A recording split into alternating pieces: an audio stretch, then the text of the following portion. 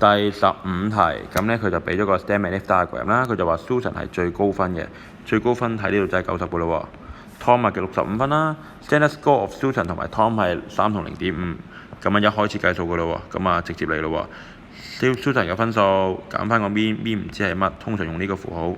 Standard deviation 唔知係乜，通常用呢個符號就會係3，然之後另一條式65減翻個 mean，除翻個 SD 就會係0.5。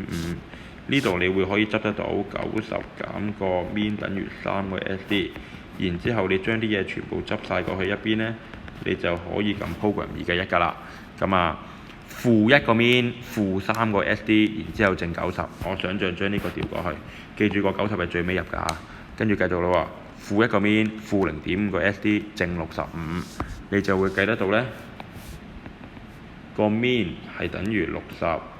而個 SD 係等於10嘅。OK， 佢問我哋乜？佢問我哋 mean of the distribution。咁啊，最尾答翻個問題啦。mean 係等於60，就係咁啦。OK， 繼續個咯喎。B part 嗱 ，explain your answer 嘅題目又嚟啦。要有啲咩啊？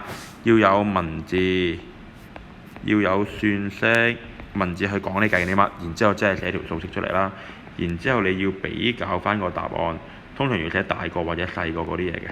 最後呢，先係答題啊！呢4步一定要寫足。OK，Susan 話有最少一半嘅學生個 standard score 係負數嘅，問我哋同唔同意？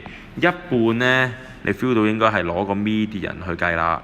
咁 median 係幾多啊 ？median 係55嚟嘅呢個位，咁你寫翻先啦。median 係等於55，然之後點樣去解釋呢？呢度咪有一半人嘅咯，你咪可以理解成為。OK， 咁其實你應該知道咧，呢度嗰一半人呢，因為個分數係低過個 mean 啊，所以其實個 standard score 應該會計到負數嘅。OK， 所以其實佢講嘅嘢應該係啱嘅。咁我哋點樣寫呢？我哋呢就會嘗試計呢條式啦，攞個 median 去計翻個 standard score， 唔好就咁得條式，一定要有文字啊嘛。你呢度計緊啲咩啊？你都計緊 standard score 嘅，咁咪循例寫翻少少咯。standard score of 個 median 啦，即係你係計緊 median 個分數嘅 standard score 嘅。咁啊，文字算式，然之後你就會計到個答案啦。計到個答案你要比較喎，比較啲咩啊？佢係真係細過0嘅，或者你寫翻 negative 啦。OK， 即係原來你攞 median 嗰個人嗰個分數去計個 standard score 咧，會計到負數嘅喎。咁其實你即係就暗示咗咧，少過 median 嗰一半人咧，全部 standard score 都會計到負數㗎啦。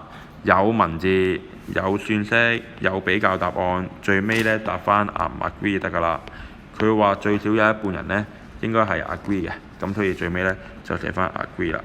咁啊做完㗎啦，一定要寫足呢啲嘢。